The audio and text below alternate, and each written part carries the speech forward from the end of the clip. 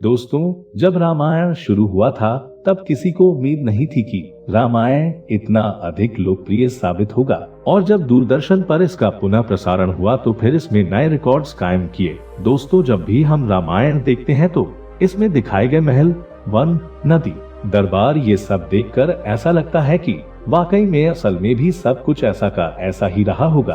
रामानंद सागर ने इस तरह रामायण के दृश्यों को इतनी खूबसूरती के साथ फिल्माया कि हमें ये बिल्कुल भी एहसास नहीं होता है कि दरअसल जहां रामायण की शूटिंग हुई थी वो केवल एक सेट था जो रामायण के लिए तैयार किया गया था।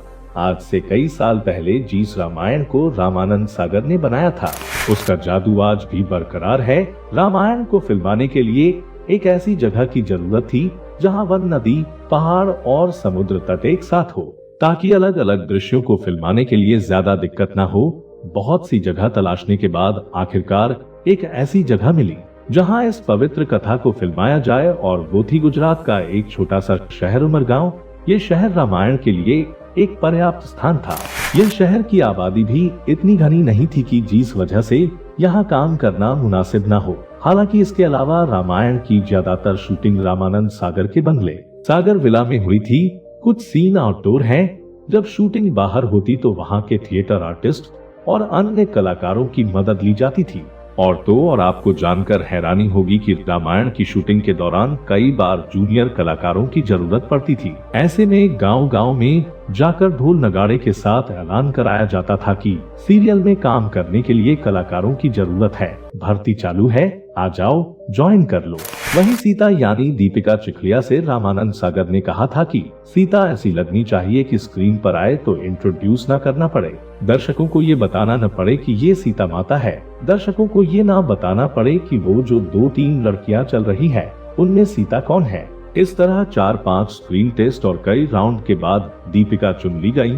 इससे पहले माता सीता के लिए जूही चावला को अप्रोच किया गया था, लेकिन उन्होंने इस रोल को करने से मना कर दिया था। रामायण के प्रसारण के दौरान सड़कें सूनी हो जाती थी। घर के सभी लोग एक साथ टीवी के सामने बैठकर रामायण देखने लगते थे। बहुत से घरों में तो लोग इस दौरान अपने टीवी पर माला भी चढ़ाते थे। श्री राम का किरदार निभाने वाले अरुण गोविल और माता सीता का अभिनय करने वाली दीपिका के अनुसार लोग उन्हें भगवान राम और माता सीता के रूप में ही देखते थे। और जब भी वह किसी सार्वजनिक कार्यक्रम में जाते थे तो लोग सबसे पहले उनके पैर छूने लगते थे।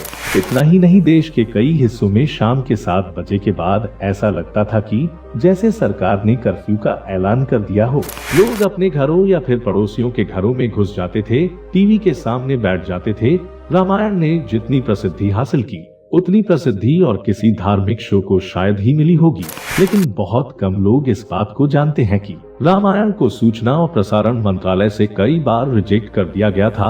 इसके चक्कर में रामानंद सागर ने कितनी बार सरकारी दफ्तरों के चक्कर लगाए थे और तब जाकर रामायण को प्रसारित करने की इजाजत मिली थी। वैसे दोस्तों, आपको रामायण अब कितनी पसंद है, इसका सबूत एक लाइक से जरूर दीजिएगा, क्योंकि इससे हमें पता चलेगा कि आज भी रामायण को लोग कितना पसंद करते हैं। जितना पहले करते थे उतना ही या उससे ज्यादा। लाइक जरूर कीजिएगा, वीडियो को शेयर करिए। मिलते हैं आपसे अगले वीडियो में। धन्यवाद।